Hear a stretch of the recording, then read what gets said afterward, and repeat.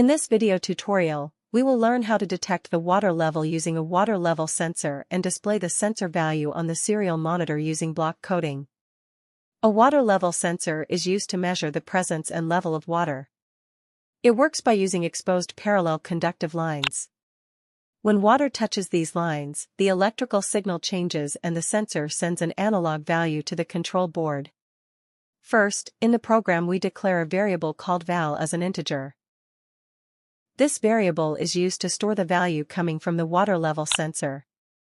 After that, in the setup section, we start the serial communication using the serial baud rate of 9600.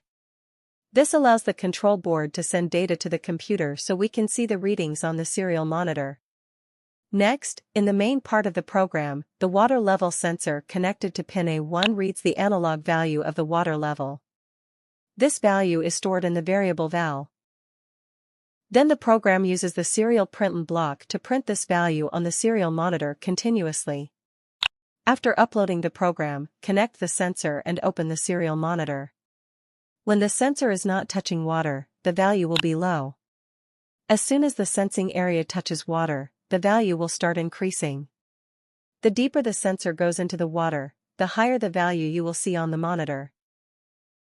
This project helps students understand how sensors work, how analog values are read by a microcontroller, and how we can monitor real-time data using the serial monitor droplet.